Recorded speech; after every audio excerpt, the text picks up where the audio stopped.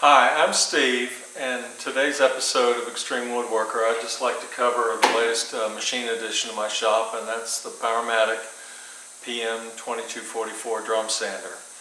I've had this in my shop about a month now, and I'd like to just cover some of my thoughts, initial impressions. It's kind of hard to do a review because I'm still actually learning this machine, and I'll tell you what I like about it and what I don't like about it. And I'm kind of in the middle of something right now that I'll show you later. But this digital indicator of the height seems to have a mind of its own. I got a call into Powermatic, but hey, they're closed today, so I guess I'll have to get that taken care of next week. The reason I got this thing was primarily for not necessarily finished sanding. This has an open-ended frame. But I got it primarily to do things like the dividers that I showed you in the jewelry box divider video earlier, to make my own veneers, and to be able to thickness sand material for bent lamination. So now let's do the review. Okay, this, like most drum sanders nowadays, it's got a 5-inch drum. This sander comes with a wrapped with 80 grit paper. I've got 180 grit on it now. It is open framed on this end. One thing that's kind of unique about this one as opposed to some of the other options available is that the conveyor belt is more toward the front of the machine rather than equally balanced. Again, this is an open frame design, so you can actually pass timber through this that's wider than 22 inches. This is a very smooth running machine. It's got an abrasive belt for a conveyor. It's got some guides on it. This thing came pretty much set up right on. I did have to adjust the table to get the same thickness all the way across. It does come with the steel in-feed and out-feed tables that you have to add, and a handle. This handle's really nice. Because there's not gears in this thing, it virtually has no backlash. It's got a 4-inch dust collection port on it. It works surprisingly well. I've been real pleased with the dust collection. I did have my reservations about that. But this lid for the dust collection is steel. This is aluminum. The base is aluminum. This head where the motor mounts and the carriage mechanism is, I think that's a cast iron. It is magnetic. It's got a scale in inches and millimeters on the side. And now let's go over and look at the controls. The controls, this is obviously powered up. This will do thicknesses of 4 inches. One of the things that it has on here is the ability to, with a digital readout of the thickness that you set to 0, and this is relative. As you see now, this indicates 9.233 inches, and it is a virtual impossibility to get the range of motion on this with a 4-inch travel. That's what I'm going to call Powermatic on. I'll show you a little clip here in the window below that this thing's just changing on its own without moving the handle. It does have the ability to do metric and inches. It does have an indicator here for the drum on.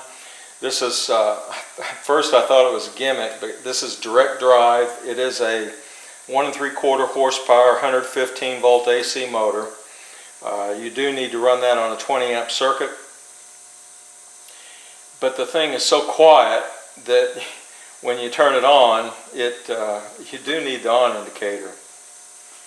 This stuff down here deals with the conveyor belt. It kind of rotates around and gives you the conveyor speed in either feet per minute or meters per minute, whatever it is. Frankly, this is a gimmick. I never really look at the speed of the conveyor, and this thing rolling around, it's just kind of busy work in my opinion. doesn't really add any value. It does, about the only indication that it does offer value is that when you press the emergency switch on, it starts flashing on you, and if you've got, it'll also tell you whether you need to reset the conveyor. Here is a feed logic. This has a sensor. It monitors the motor load, and if you're taking too much off or feeding too fast for what you're taking off, it will take over and slow the conveyor belt down. And I have seen that on some of my work. This is the on-off switch for the head, main power switch, emergency stop, and a variable speed for the feed rate. And I'll just turn this on. The conveyor belt's running. I'm not sure what the range of it is. It's not overly fast. I'll turn the drum on so you can hear how quiet it is. So it's fairly quiet. This has a bar indicator here for the load, and then you can turn the conveyor belt on and rock on that way. You can raise and lower with this handle. So right now this is running, no load. I'm going to shut it off here.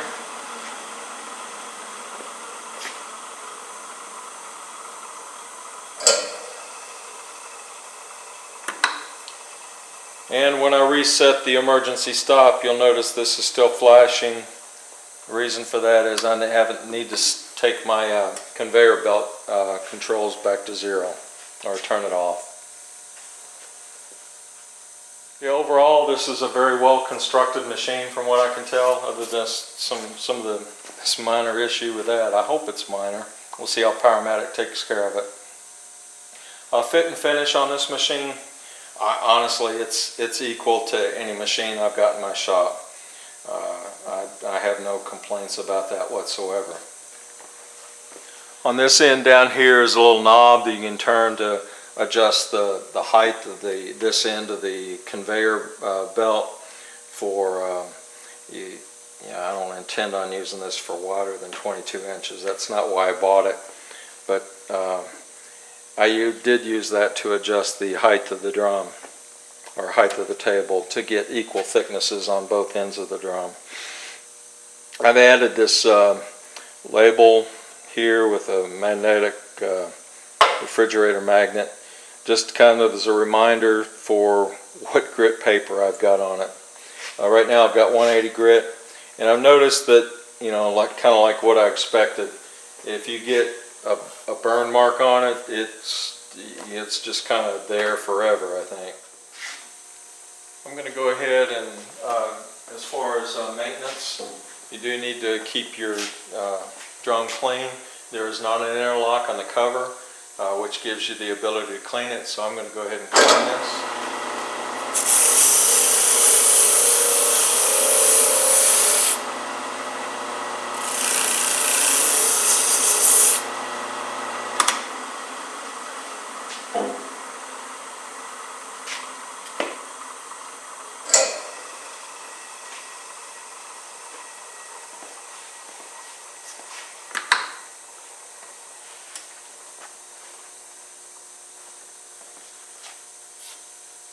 Okay, notice in this area I did have a burn mark. I just seem to, whatever I do, just can't seem to get that out. I'm going to go ahead and change this to 220 grit paper.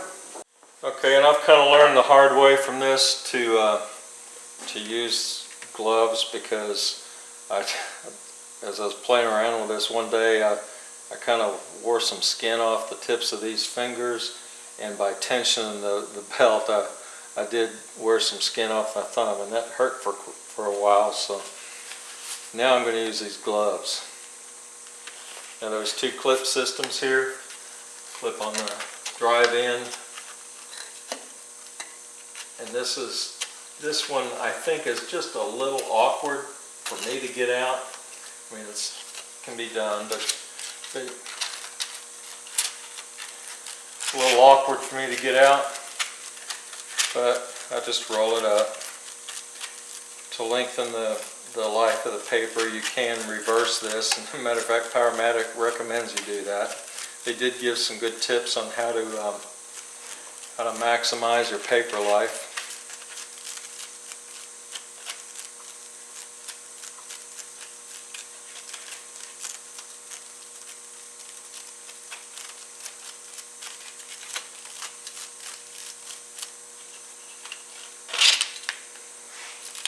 Okay, and so that's the 180 grit paper off of it now. Now I'll put the 220 on, but before I do this, there is a little mark right here. I don't know whether you can see it, but that's where you want to put the paper in to give you a good starting point so that you get it lined up on the opposite end.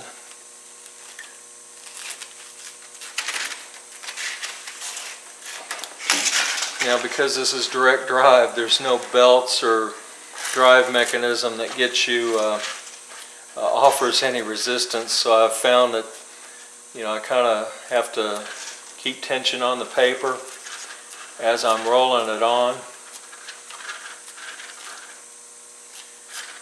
and leave just a little gap. You just want to make sure that you don't overlap the paper. Trying to keep as much tension on it as you can.